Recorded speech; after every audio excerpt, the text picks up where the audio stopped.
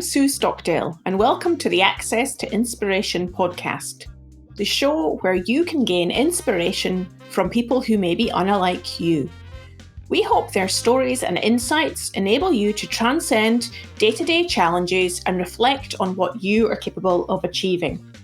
Today we are heading into the world of culinary arts, and I'm going to be speaking to award-winning chef Andrew Scott, who knows a thing or two about what it takes to achieve excellence in his chosen field. Andrew was inspired to develop this as a career by his parents, who both worked in the hospitality industry. And after winning a cooking competition at the age of 13, Andrew started working part-time as a pot washer in the kitchens of his local hotel. Following training at college, he was taken on by Simon Haigh at Mallory Court in Warwickshire, England, as an apprentice chef. And after 4 years, he then worked under Simon Rogan at his acclaimed Michelin star restaurant L'Enclume in the Lake District, before he returned to Mallory Court, where Andrew became head chef in 2010, retaining the restaurant's Michelin star for 3 years running. After that, Andrew moved to become head chef at the Curlew, where in just under a year the team were rewarded for their hard work when Andrew gained his first solo Michelin star in the 2014 guide. After that, Andrew joined Sudbury House in Oxfordshire, overseeing Restaurant 56, which won a number of accolades, and during this time he appeared in the Great British Menu on TV. So I think we can definitely learn something about what it takes to achieve and maintain excellence from Andrew. Welcome to the podcast, Andrew. Hi Sue, thanks for having me. So this word excellence, our focus on this conversation, it can mean many things to many people. What does it mean to you? Excellence. So in the chef world, it's all about consistency is a big word for us, and discipline, which produces excellent results. So it's a really strong word, and it's something that we work all day in the hot kitchen environment to produce amazing food. But sometimes we do get a bit caught up in what we're actually doing. We're only producing dinner. We're not building rockets to fly to the moon. Or we strive for perfection in presentation, in flavour, in our working methods, in the ingredients we use, the way we source the ingredients, the provenance, everything.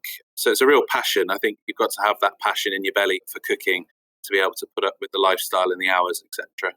I can understand you have a real passion and commitment to excellence. I guess as a leader, when you're working in a kitchen, how do you convey that expectations to other people around you? How do you do that? That's a hard one, and I learned a lot about man management basically from Simon Haigh at Mallory Court. So he used to say the cooking's the easy part, it's the managing the people is the hard bit, and that is so true in any career or any job. It's, once you've been in the industry for long enough, you can sort of do the cooking with your eyes closed. It was man management of each boy or girl in the kitchen, knowing what motivates them and what gets them going. Everyone's different. It's a team game, cooking in a kitchen. It's a brigade system, so you've got that discipline. Brigade system of sort of like the army. There's respect levels, etc. People are sort of reporting into the top chefs, the sous chefs and the head chefs in the kitchen. You're running a tight ship because at the end of the day, it's a business and you want to make money. And you also want to achieve accolades to entice customers in. So there's a real complex environment going on. But you have to work next to people, spend time individually, even if you are the executive chef. Pick up a knife, go and work next to the commis chef, have a chat with them, talk to them, see what inspires them, see what they want to do next. In the corporate world, which is where I am now, they do lots of paperwork, paper trail things to see how you feel and to what your aspirations are. But there's no time for that in the kitchen. It's very practical. You're on your feet. So you need to talk face to face. And then you also need to understand if somebody does something wrong, how you discipline them or how you correct them. Because just by screaming and shouting at them might not work, pulling them into a room on their own and having a chat with them and telling them this is why this went wrong, etc., etc. It's a real balance. You're individually managing maybe 10 people every day, so it's quite stressful. It can certainly sound like that. And as you say, it's about together you're striving for consistency and excellence. And the Michelin star is the assurance, I guess, that diners have of the quality that they're going to receive in a restaurant. For those listeners in the podcast who maybe aren't familiar with what a Michelin star is, tell us a bit more about that. What is a Michelin star? It's a benchmark, I suppose, in the chef world or foodies, I suppose, people who follow the guide. So the Michelin guide was invented by a tyre manufacturer for people who had cars back in the sort of 1920s, 1930s. And it would give people advice of where a good restaurant was to stop and eat. along your journey, from A to B. And it's sort of evolved now into this really glamorous red book that everybody follows and waits every year with bated breath to see who wins the awards, who loses the awards. It's a bit like a soap opera, but it basically unlocks a segment of customers that you would never attract if you didn't have one. And so certain clientele that have trust in you, that you're using very, very good ingredients, sourcing maybe locally, you are putting 100% effort into everything you'll do. Everything's made fresh, in-house, nothing's bought in, and really inventive food. So pushing the boundaries. And then I think 1 star is, they say it's all about the food. Up to 3 stars, I think Gordon Ramsay said, or Marco Pierre White said, I think it was in a documentary I remember watching when I was younger, that you should be able to smell the chef's aftershave in the dining room when you have 3 Michelin stars. So you should be able to feel the character of the chef in the dining room, basically. So there's one thing getting to a Michelin star, and there's another thing retaining a Michelin star. How do you do that? Because I know you did it 3 times when you were in one restaurant that you were part of. Yeah, so we retained, at Mallory Court, I retained the star, and that was just about keeping everything consistent. So the dishes are sort of trademark dishes. Everything is seasonal. We had a lovely kitchen garden at Mallory Court, so you could literally walk out and see what was in season in England. Because obviously sometimes you can walk around supermarkets and there's strawberries all year round and pineapples and, et cetera, and you don't know what's in season and what's not in season. So you could literally go out and I remember used to pick a peach off of the tree or the vine and just stand in the sun and eat it, and it was warm and it was delicious. So that would sort of inspire you to create dishes quite easily by just wandering around the garden and keeping things seasonal. And it was all about flavour, really. So just making sure that you concentrate the flavour, so that if you're doing a peach dish, it's all about the peaches, and you would just maybe accompany it with some raspberries or something, or some vanilla. That was the star of the show. It's very clear what they want, the Michelin Guide, with food and menus, etc. Trying to win one is a different scenario. You have to play more of an attacking game. I suppose to get noticed, you need to get the Michelin inspector in to your establishment. Whereas Mallory Court was well known, it had a Michelin star for sort of 10 years, and it was a Relais Chateau hotel, which is a famous brand across the world. It was sort of easier. If you're starting up on your own, or you're an independent restaurant or a chef restaurateur, your background, your pedigree really helps to entice them in to see what you're doing. But yeah, you've got to really sort of bang the drum and get them to come. And when they come, then you've got to be 100%. And you don't know when they're coming. They'll book in false names. They may book in their real name. You don't know. They come in a table of 1, a table of 2. They might be hidden within a table of 4. And at the end of the day, you're cooking for your customers. You're cooking for your bread and butter, the people who are going to pay the bills and pay the wages. So everyone should be getting that Michelin star standard experience, from the welcome to the goodbye. Obviously, if you clock that it's an inspector, you try a little bit harder. And maybe sometimes that's the wrong thing to do, because they can feel it, the other side, that you're trying too hard. You almost need to be just sort of natural and just cook as if you were cooking for your friends or your mother or just the local guys from down the road. So I'm guilty of that too. I remember when I left Mallory, I went to a restaurant called the Curlew, and I got a Michelin star there in 2012, I think it was now. And the Michelin inspector came in and he ordered a glass of orange juice, because they're drive-in, so they don't usually drink too much. They might have 1 glass of wine with lunch or dinner. And he ordered a glass of orange juice, and my restaurant manager hadn't ordered any orange juice from the supplier, or hand squeezed it, or whatever we were serving. And I remember one of my junior sous chefs running upstairs to the staff accommodation and brought down a carton of Tesco value orange juice that we put in a lovely tumbler with some ice, and the Michelin inspector drank it and didn't say anything about it.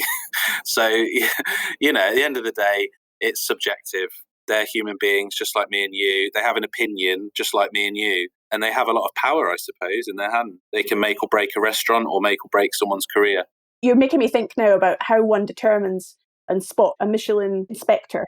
A bit of detective work required? There's a few things.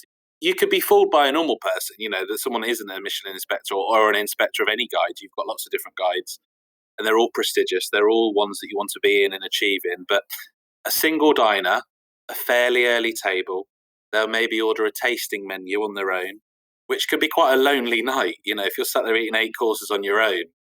So in a nice restaurant, you'll always, if you've got a table of 1, you'll always put a few nice magazines, like Cotswold Life or something like that on the table for them to flick through in between courses. They will usually have a tonic water when they come in, or an orange juice with their canapes, like we said. and they will probably order one glass of wine, and it will usually be a half decent glass of wine. It won't be your house. It will be like a sort of mid to high end glass, depending on what you've got on your menu. And that's it, really. They either leave afterwards and say nothing, or they will leave their card and say to the restaurant manager, "Could I see Andrew?" They'll have done their research. They're very, very, thorough. They know your name. They know everything. I remember sitting with one at the Curlew, and he had a broadsheet paper folded in a quarter, and he seemed to know everything. He knew I trained at North Oxfordshire College in Banbury. He knew my background. He knew where I'd worked, everything, my age. It was amazing because I didn't know anything about him, but he seemed to even know my shoe size. It's quite unnerving. If they're looking at you to have a star, they might visit you 2, 3, 4, 5 times. Multiple inspectors. You'll get ones from Spain and France coming over to make sure that the one Michelin star standard in the UK is the same as in Spain or in Italy or in France. There's a crossover, and they will give their feedback as well. And I think if one of the inspectors says it's not worthy of the accolade, you don't get it. So you've got to be on your game every single inspection. And I imagine that it's not just about consistency and maintaining excellence, because the bar gets higher and higher. You've got competitors out there that are also achieving excellence. So how do you keep your finger on the pulse, if you like, in terms of what are food trends, what's changing in the marketplace, so that the bar of excellence can keep getting higher? You've got your sort of team, first of all. That's your core, that's your nucleus, and you're constantly coming up with ideas. And from the commie chef would have an idea up to myself, and you would let it run and make the dish, and we'll all stand and eat it together and see if it's worthy or good enough or it needs tweaking. A lot of the dishes came from nostalgia. So we would do like a pre-dessert, the last restaurant with dandelion and burdock. I remember doing a custard, like a bird's custard ice cream using the actual bird's custard powder. And I remember the Michelin inspector coming around and seeing it in my dry stores and asking me what the hell I had that for in my dry stores. And I told him, I said, it conjures up nice memories of childhood. When you think about childhood, it's usually happy times. So when you're sat in a restaurant, you've had a few glasses of wine and you get this lovely nostalgic flavour, it makes you feel very comfortable, especially in a high-end restaurant where you can feel a little bit stiff, sort of stiff and out of place. It just makes you feel a little bit, you understand the food because those flavours you associate with comfort. Then the other things, it's got easier for me, I suppose, with social media, so especially Twitter and Instagram, following all of your chef friends or people that you aspire to be like, amazing chefs out there that have achieved the highest sort of accolades, and you can see what they're doing and their flavour combinations and their presentation. It's all very visual now. When I was younger, before all of that, I used to collect cookery books like they were going out of fashion. And I dread moving house now because I have that many cookery books. I think the next time I move, I might die. My wife thinks it's hilarious, the amount of cookery books I've got. Half of them are in the garage, and I don't read them, but I just can't get rid of them. So yeah, I've collected cookery books. I've read so many cookery books. That's all I read. I don't really read any fiction, non-fiction. I sort of just sit and read cookery books or autobiographies of chefs. I sort of live and breathe it. And then the final thing is to save your money when you're a young chef because you're not on very good wages. As you go up the brigade system, you get better wages. So, and you go out with some of the boys or the girls from your brigade or friends from different kitchens, and you go into London maybe, eating some of the top restaurants around there, and you get inspired, even if it's just one flavour combination or one dish or one sort of presentation. You take something from every meal that you eat at, basically. And we're sort of like magpies, I suppose. Every chef likes to say that they sort of invent things from nothing, but they're not. They've been inspired some way, whether it's reading or eating out or looking at social media. So you do have to keep your eye on the outside world, not just what's going on in your own kitchen. Yeah. I get the real sense from how you're describing it, Andrew, that there's a relentless sense of pressure to perform night after night, day after day, to maintain that standard of excellence. And not everyone's good at coping with pressure. How do you cope with it, and how do you get the best from your team? I suppose I thrive under pressure. I love to work in the buzz of a kitchen in a service. I can't describe it. It's almost like I'd say it would be like a drug. It's sort of an adrenaline rush. You feel absolutely knackered afterwards, but it's the preparation through the day, the lead up, almost like being an actor in the theatre, I suppose. You practice your lines and then you have to perform every night. I think a lot of chefs say that about doing a service or a dinner, especially in a high-end kitchen. But I think when you've got some really good people around you that you've trained up and you've worked with for years, you need that trust and that loyalty around you. And when everyone's working at that pace and at that level, the feeling is amazing when you're putting food on a plate that's perfectly cooked and it's presented perfectly on a beautiful plate that you've maybe sourced, and the cutlery and the way that it's going to be served by the waiter and they've matched the wine to it. And I think you get a buzz as a chef of putting a smile on your customer's face. At the end of the day, that's what it's all about, is making people happy with food and proud. And especially when you're cooking for friends or family and you walk out at the end of service and go and sit with them and have a glass of wine or a beer, and they're like, wow, that was amazing. And that's the whole point in being a chef, I suppose. It's a bit of an ego thing, but also it's a huge passion. And I think just making customers happy, it's like the hospitality gene, I suppose. You've either got it or you haven't. When people come around my house, I run around, would you like a drink? And I've got, some crisps out, some nibbles, or you're sort of very welcoming person, warm person. I think all chefs have that in them to want to do the job. Even though the pressure's hard, it's worth it, basically, at the end of the day. And to chill out, I used to, when I was on split shift, so you'd sort of work 8 in the morning to sort of 2, 3 o'clock, and then back in at 5, I would join the gym, and I love swimming, so I'd go swimming on my own, and then, do sort of half an hour, 40 minutes swimming constantly, and then go and sit in the jacuzzi, maybe have a steam, hot shower, back to work and feel refreshed and de-stressed. Or just go for a walk, or have one of the guys comes around your house and you buy a load of cakes from the shop and just drink tea and cake all afternoon.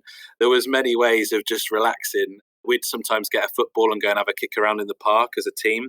You spend a lot of time with these people. Front of house as well, it's really important to get on with the front of house because they're your eyes and ears in the dining room. And if you're winding them up, they're not going to do a great job for you. So we used to do lots of team things together. And then just really, really appreciate your days off, your time off and your holidays, and make the most of them. Always looking at booking things up in advance if you can, if you've got set days off, and going to see family and friends. It always used to make me feel like I'd had a bit of a reset, because you get caught up in this cycle of work in the kitchen, and you're in this sort of stainless steel box with no windows, and it's very noisy and hot. It sounds really like a vocation. It's not just something that people go into half-heartedly. It's a lifestyle, I'd say. Yeah, it is a lifestyle. How does one conjure up nostalgia with plant-based diets and vegetarian food becoming far more of our diet as a nation?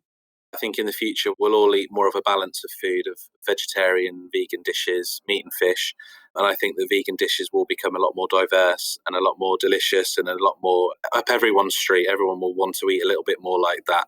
At the moment, there's only certain ingredients that we can produce dishes with in restaurants. And we need to do a lot more research and be a lot more inventive and creative with those dishes. But it's tough when you're not a vegan or a vegetarian yourself to try and invent dishes that you think a vegetarian or a vegan would enjoy. As someone who eats everything, you can get yourself inspired by sort of a lovely grilled piece of fish with some, samphire and some chorizo or something on the top. It's tough when you're just using vegetables, and then it's even tougher when you're taking dairy away. I'm imagining then perhaps that detective work in future will involve understanding more, stepping into the shoes of those people who are vegetarian or have plant-based diet. Yeah. So I guess my final question to you, as somebody who loves food myself, is there one ingredient that I should have in my store cupboard at all times that really will be the thing I always should have as a go-to ingredient? I thought about this one a lot, and I don't want to be too boring, but my wife always takes the mickey out of me because I love citrus. I love using lemon juice in cooking. Now, not to make things taste of lemon or lime, I love lime as well, but lemon, when I was training in the kitchens I've trained in, especially under Simon Haigh, who was a very classically trained chef, and he had a Michelin star for like 20 odd years consecutively. He was an absolute maestro at fishmongery, butchery, seasoning. And he would teach me how to season. And we would always have salt and pepper, but we'd always have half a lemon next to the salt and pepper. And we would add drops of lemon juice to season, say, a leek and potato soup. Now, the leek and potato soup wouldn't taste of lemon. It would just accentuate the flavour of the leek, how delicate it is. And as you're training like that under someone who's really knows their stuff, you start to appreciate what citrus can do. It can really bring the flavour out in lots of different foods without showing itself as there's tons of lemon in there. So I would say you always need to have a lemon in your fridge or your store cupboard, wherever you want to keep it, next to your salt and pepper. And honestly, just a few drops of lemon in a few different bits and pieces, try it. You'll notice a change. Fantastic. Well, it's great to get that top tip from one who knows what one's talking about. It's been a real pleasure to speak to you, Andrew, and I'm definitely off out to the shops now to buy myself a lemon. It's quite a cheap one. I could have gone truffles, couldn't I, or something like that, but lemon, it's quite a humble one. Absolutely, and the listeners are around the world. There's probably access to a lemon. Yeah, everyone can get a lemon, exactly. So, good. Thank you so much for your time today, Andrew. It's been great to talk to you. No problem, Sue. Thank you very much. It was great to speak with Andrew and get a better sense of the relentlessness that is required to stay at the top of your game in these top-class kitchens. As always, if you enjoyed this podcast, please take a moment to leave us a review on Apple Podcasts or on our website, accesstoinspiration.org. In the next episode, I will be talking to Paul Rose, a man who has been at the forefront of exploration and adventure for almost 50 years. He was recently on our TV screens in the UK, presenting a series on the Lake District, and will be explaining in the podcast why he loves the outdoors and remote places. I hope you will join us then.